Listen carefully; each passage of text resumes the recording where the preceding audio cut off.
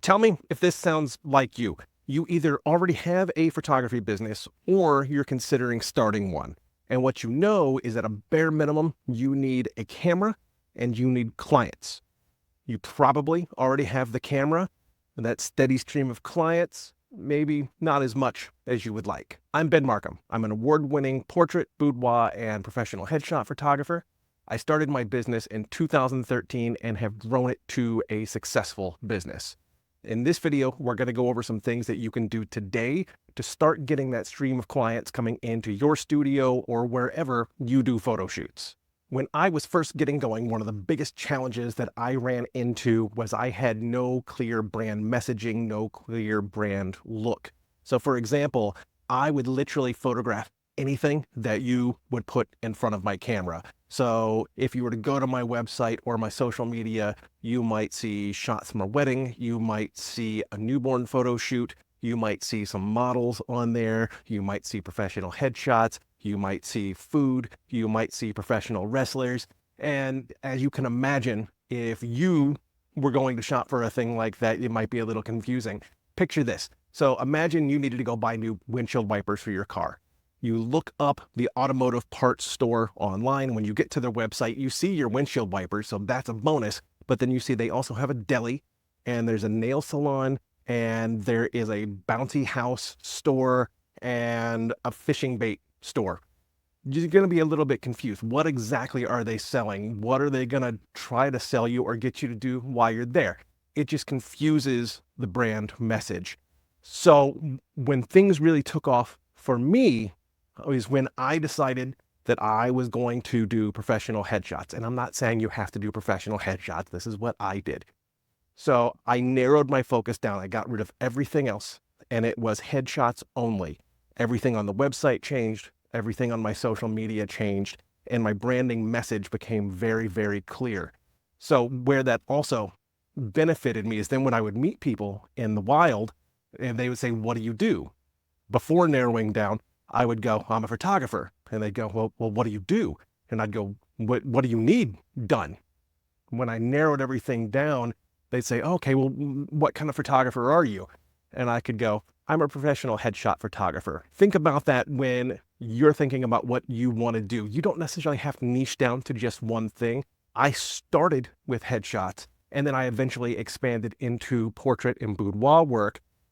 And those are two very different styles for me, but I'm very specific at what I do. My headshot has one look, my portrait and boudoir work has another look. If you go to any of those websites, you're going to see that branding represented.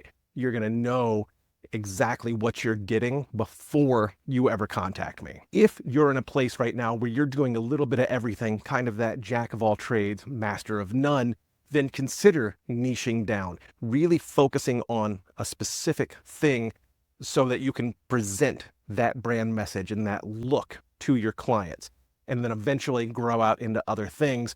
But the clarity will change everything for you. Now that we have our brand look, we have our messaging all streamlined so people know what they're going to get when they book us. Now we've got to talk about probably the most important thing that you can do to get more clients, and that is networking. Both in-person networking and social networking. There are a lot of folks out there who hate going out in public and networking, and they assume and hope that social networking is all the networking that they need.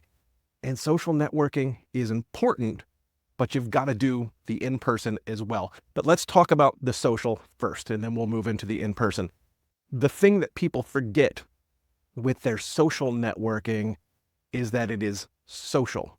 So years and years and years ago, 15, 20 years ago, we could have just posted our images online and hoped that people were going to see that and it was going to be enticing and they would want to book a session.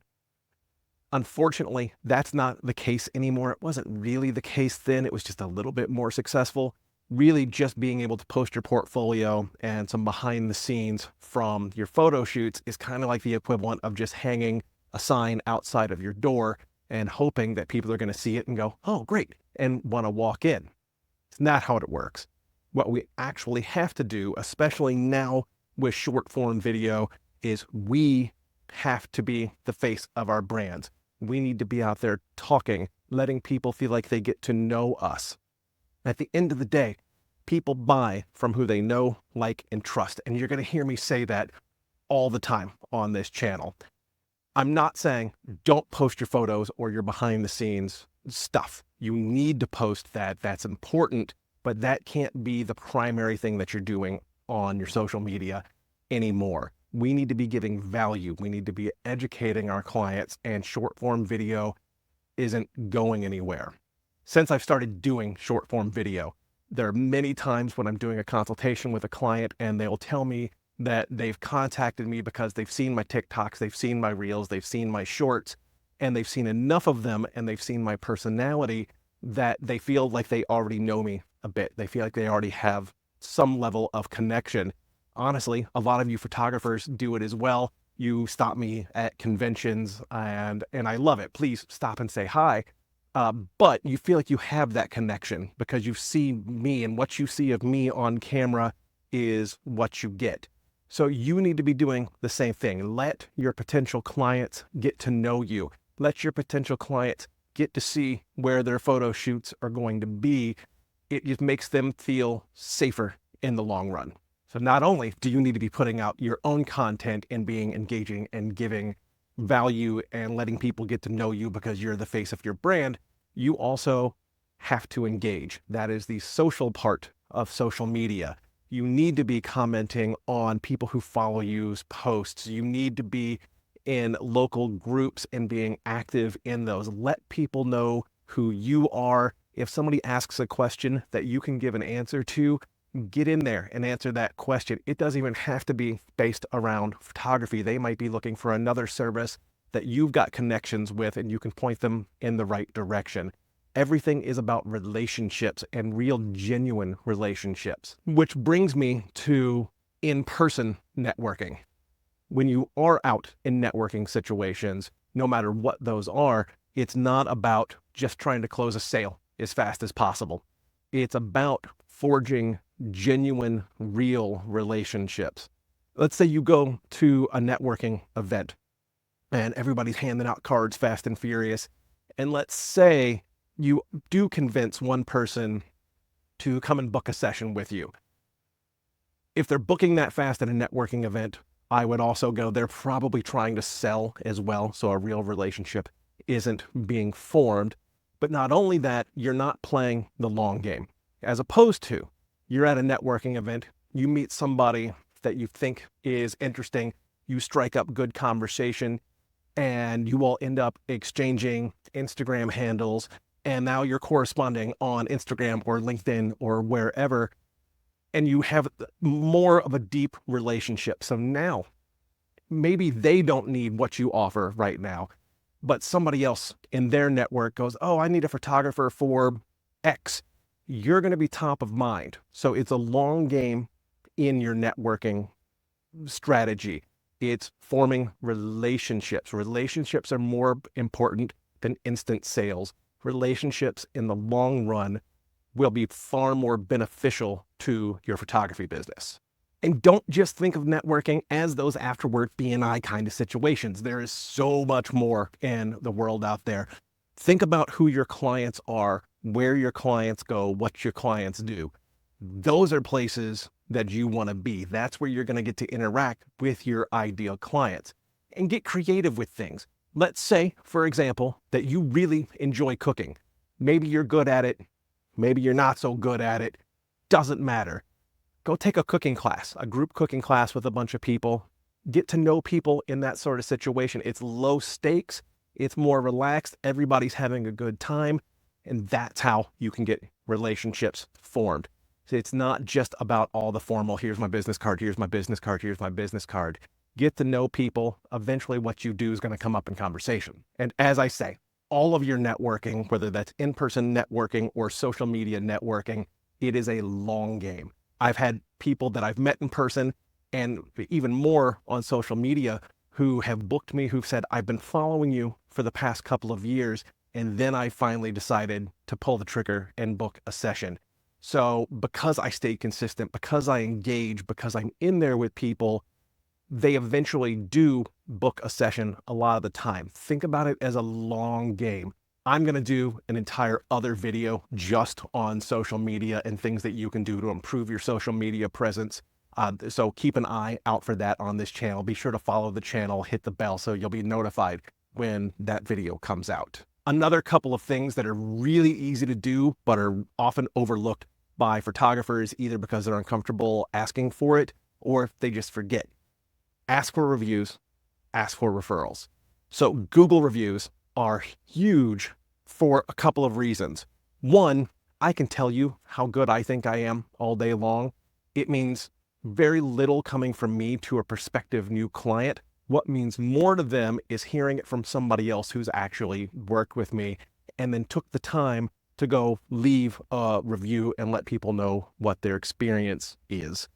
The other reason that your Google reviews are absolutely huge is it's a big part of your search engine optimization, your SEO. The more reviews you get, the more Google goes, that website must be important, that business must be important because this many people are leaving positive reviews about it. So we're going to boost that up on the page. Make it easy for your clients to leave you Google reviews. You can actually go and now you get a shareable link. You can email that directly to your client and have them do a 5-star review for you. Do not neglect your reviews. And then there's referrals. Referrals can be one of the biggest sources of revenue for your business. And it's really simple. You've had a good time working with a client. So as they're leaving, you're wrapping everything up. You just flat out ask them, you're like, hey, if you had a great time, if you know anybody else who you think would enjoy this experience, would you be willing to send them my way? Your testimonial to your friends means so much to me and my business. That's it. And you phrase it any way that you want, right? But let people know that their referral is important to you because people like helping. And if they like you and they like the experience, they're going to be excited to let people know when they have people in their network who need what you do. There are a load of other things that you can do to attract clients to your business and to stand out in your niche in your community. And I will do other videos on those. So be sure to follow the channel and hit the notification bell to be notified when those come out. The big takeaways from this video is get crystal clear on your brand messaging and what you offer. Don't confuse your clients. A confused mind will say no. When they go to your website, when they go to your social media, they need to immediately be able to go, that's what they do, and that's what I want to buy. Start networking and using social media the way it's meant to be used. Be social. Get in front of people. Let people get the sense that they know you. People buy from who they know, like, and trust. I told you you were going to hear that multiple times. Building relationships are going to be so important for your business going forward and for the longevity of your business.